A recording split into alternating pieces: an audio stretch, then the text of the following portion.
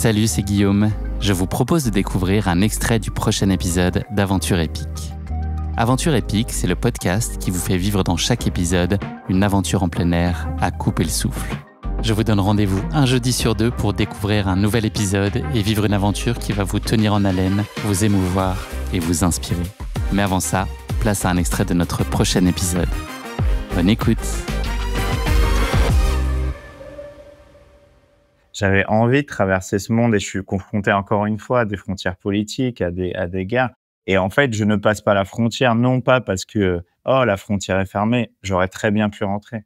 Je recevais des messages d'ailleurs de voyageurs du Middle East, etc., qui avaient déjà 2 ou 3 garçons, enfin 3 jeunes garçons qui étaient enfermés, dont un qui a été un peu médiatisé de 18 ans là-bas, l'énarque là. Et là, elle m'envoie un message, Daria, et sa mère surtout envoie un message à Daria. Il ne faut surtout pas qu'il rentre en Iran.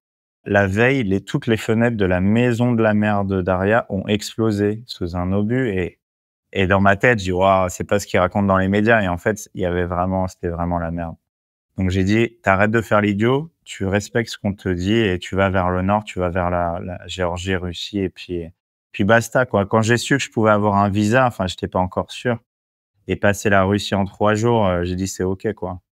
Donc tu te diriges là vers Tbilissi en Géorgie. Tu vas rester coincé un petit moment là-bas, une dizaine de jours. Le temps d'obtenir un visa. Est-ce que c'est le délai normal? Est-ce que tu sens une certaine réticence à ce qu'on te l'attribue? Et surtout, au-delà de ça, comment toi tu vis ce coup d'arrêt? Alors c'est dans la philosophie de ton projet d'y aller très lentement, mais là j'imagine que c'est un contexte psychologique hyper complexe.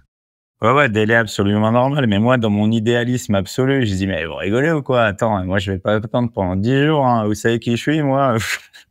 Donc, je dis à Mika, en fait, il faut donner des dates. Ah oui, attention. Déjà, pour obtenir un rendez-vous au consulat, enfin, c'est un espèce de consulat privé, machin truc, ambassade de Russie à Tbilissi, il faut déjà, pour payer ton rendez-vous, parce que ton rendez-vous est payant, il faut payer avec une carte russe parce que les cartes françaises ne sont pas acceptées, européennes, américaines, etc. Comme nous, on les a bloquées, ils nous ont bloqués.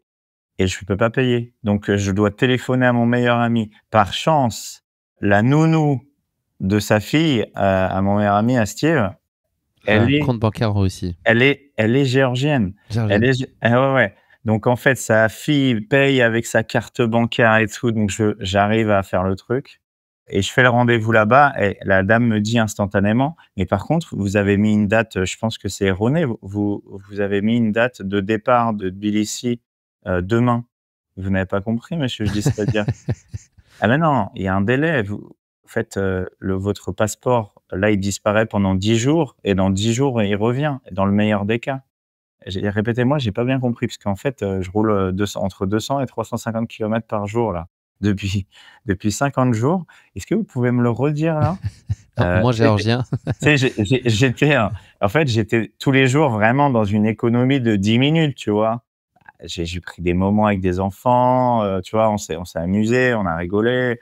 J'ai pris des moments au resto le matin, à boire un café avec des messieurs, en Turquie ou un peu partout en Europe. Mais là, 10 jours, et là, je la regarde et tu sais, un bon français, tu lui dis, bon, allez, je pense qu'il y a moyen de négocier, quoi. Donc, j'essaie 1 fois, 2 fois, elle me dit, mais en fait, vous n'avez pas compris, monsieur.